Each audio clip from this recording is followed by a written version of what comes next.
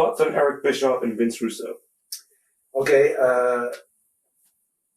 Eric, in fact, again, I just seen Eric about a month ago, and I went and shook hands with him and told him, thanks, because Eric, I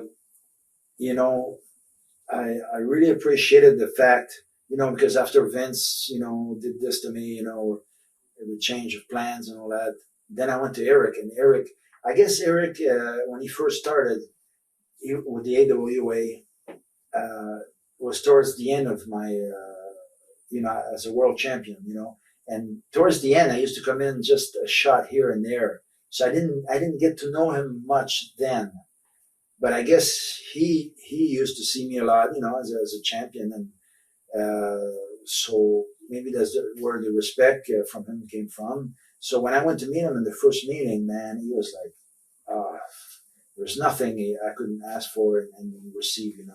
He was so nice to me, and then every time I'd work, if I had a good match, something, he'd come in personally and shake my hand. Hey, Rick, wow, man, what a good match! And it was really nice to me, and nice person. And I can see, I know a lot of guys. He had some, sort of so many guys, didn't like his attitude or whatever. But with me, I have nothing to say against him. And as far as Vince Russo, I met Vince a couple times, but I never did business with him or been around him as far as business is concerned. Is there any truth to the rumor that you were supposed to win a belt on your first night in WCW, but you forgot your trunks? Well, I don't know if they want to give me a belt that night,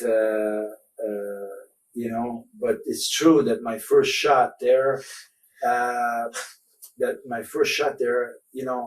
well, first of all, when they call me last minute deal, I'm in Montreal, I live in Quebec City, but I'm in Montreal to visit some friends, and they call me, they call my home, my wife gave them the number, and they says, Rick, you got to come tonight, and this and that. I said, look,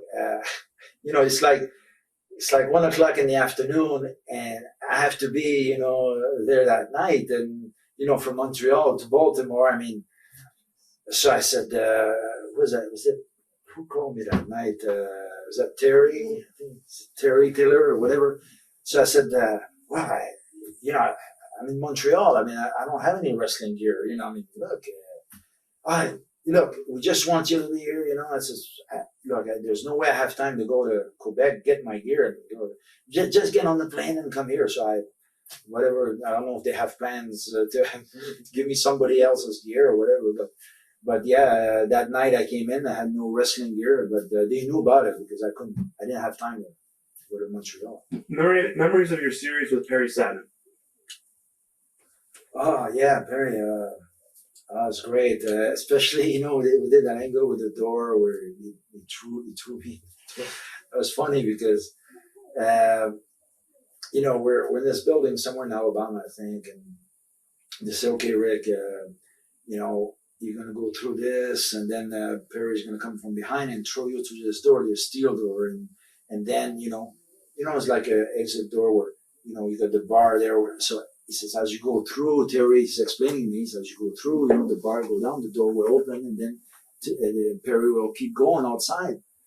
But the thing had a kind of a plastic thing, the color of steel, it looked like aluminum, but it was glass. So when he threw me to the door, it was like a big glass door.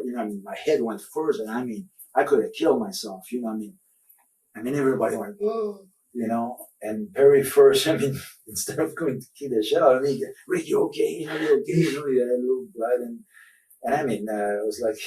And I remember the next day when I came back home, I said, "Hey man, the wrestling nowadays, huh? The effect. Look like the sound effect looked like a real glass, So, but anyway, so we worked that, from there, worked had some really good matches with him. I really respect his work. What were politics like in WCW? Well, it's cliquish.